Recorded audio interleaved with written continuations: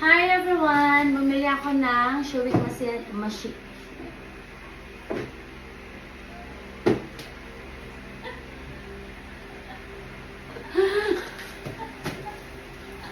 Everyone, bumili ako ng makinas.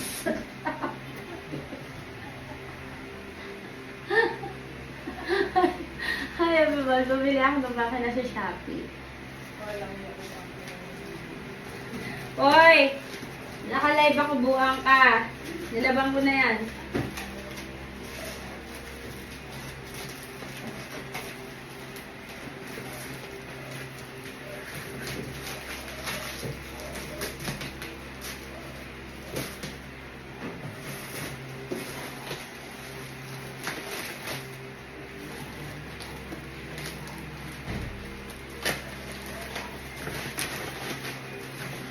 Ayan, bumili ako ng makina sa Shopee na pangtahi ko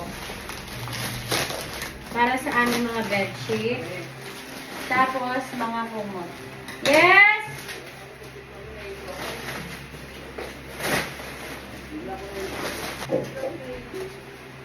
Why mo?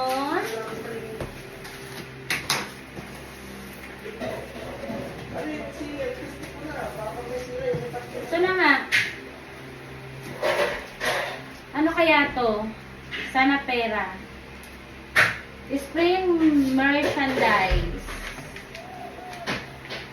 Ayan. Ano kaya to? Resibo. Resibo pala to. At saka warranty. Oo. Resibo at saka warranty.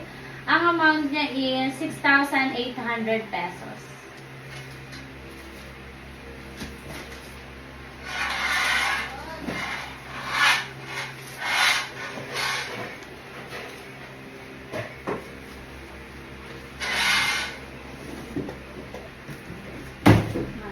Yes. Doon. Akit mo. Yan. Binili ko to sa Shopee. Pangtahi ko ng binili ko to sa Shopee, pangtahi ko ng mga bedsheet namin at saka mga kumot tsaka mga kortina kasi malapit na kami lumipat sa bahay, so kailangan kong bumili ng ganito para hindi na ako bibili kasi mas gusto ko ako yung nagtatahi para alam ko na quality siya, tapos matibay.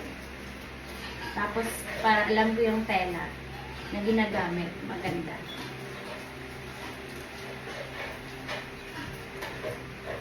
Te, tulungan mo nga. Ay, nagawa ka ba dyan?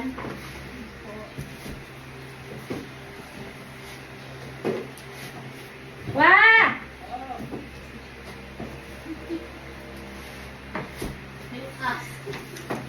Hindi ko ma-open.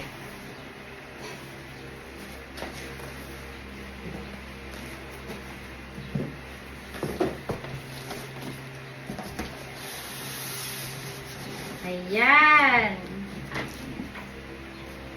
Malaki siya. Maganda. Ang brand niya pala, Singer ang kanyang brand. Ayan.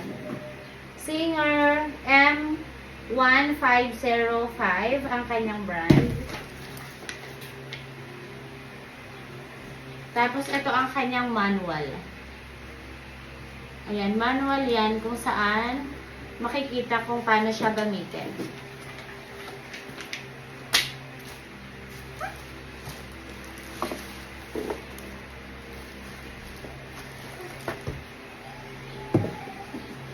Sana tumagal. Ang bili ko dito, 6,800 pesos.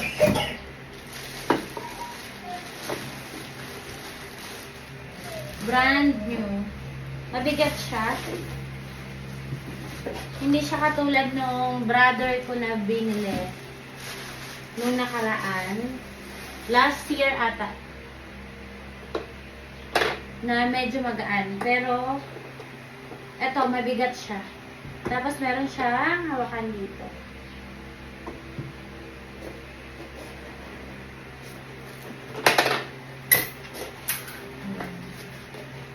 Kasi yung singer daw kasi matitibay. Yung mga singer. Portable yung binili ko kasi kahit saan ko siya dalhin, pwede. Kahit sa lamesa lang ako, pwede ko siyang gamitin.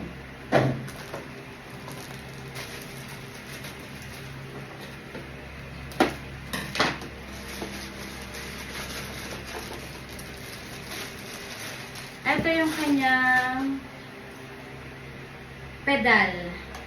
Yan. Para umandar siya, ito ang kailangan niya.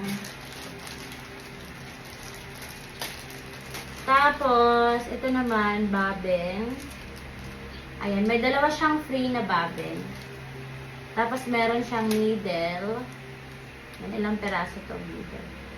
3. Yan, 3, ano siya.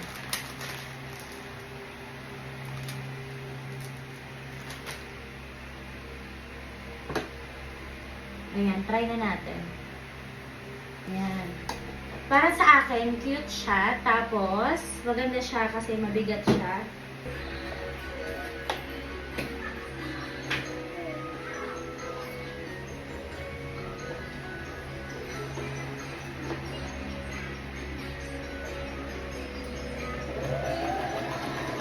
Wow, pwede.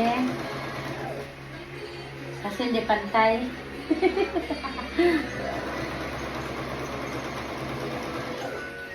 Very smooth siya.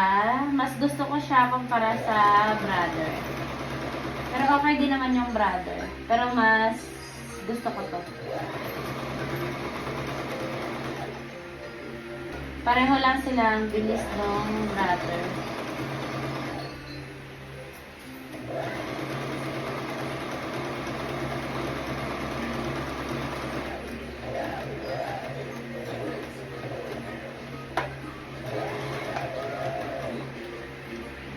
Diba?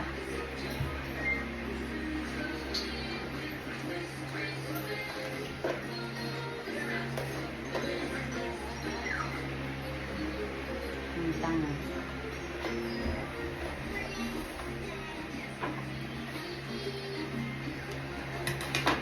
It's pretty! Yan, marami na tayong bedsheet. Sa wakas.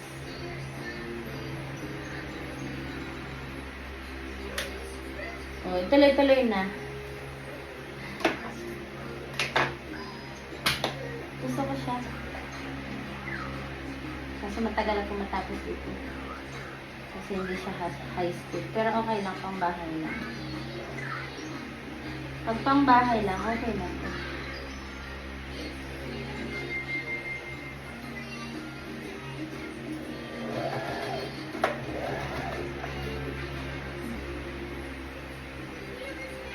Okay yung kanyang tahi.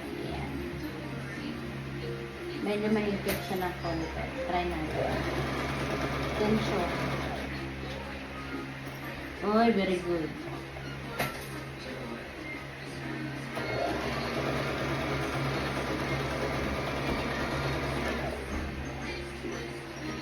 Ganito ako magtahi ng punda. Ang ginagawa ko, tinatahi ko muna dito, tapos ititiklop ko yan, tapos tatahiin ko siya ulit dito para matibay. Kaya gusto kong ako ang nagtatahi kasi para nadodouble ko siya natahi. Kasi pag sa online ka bibili, minsan dito lang yung tahi niya pero wala din dito. Hindi magkabilaan ba? Ganon. Tapos meron naman, ino-overlock nila dito. Yan. Tapos sinatahi pa nila. Minsan yung iba, overlock lang, pero hindi na dinodouble yung tahi. Kaya mas gusto ko talaga ako ang nagtatahi. Kaya para matibay.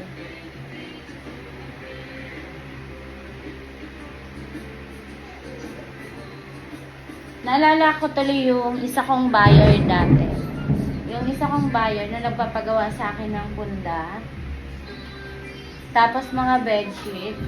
Talagang binabalik-balikan nila kasi as in todo doble talaga ako ng tahi. Para hindi siya nasisira. Para matagal. Kasi pag hindi mo dinodouble, minsan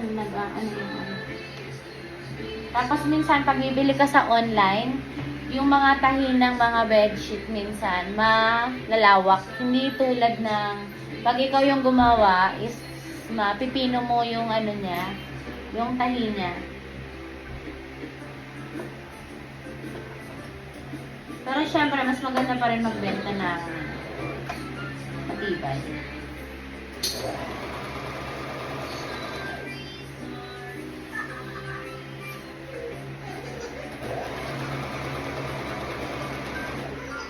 Yan, binili ko talaga to kasi malapit na kaming lumipat. So, kailangan namin ng maraming kortina kasi ang daming bintana doon sa bahay namin. Maraming bintana. Tapos, syempre, kailangan namin ng bedsheet kasi nga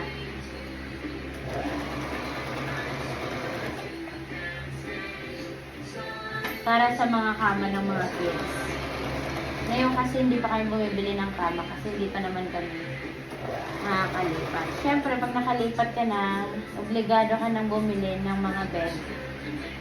Kasi, sayang naman yung lawak ng bahay mo kung wala kang bed.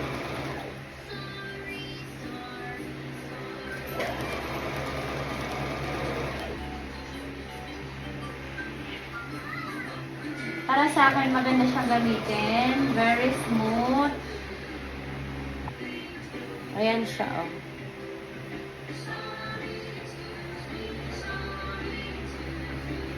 Ganyan siya, kalinis. O, diba? Mas matibay siya. Ayan, super tibay pag ikaw talaga ang nagtatahi.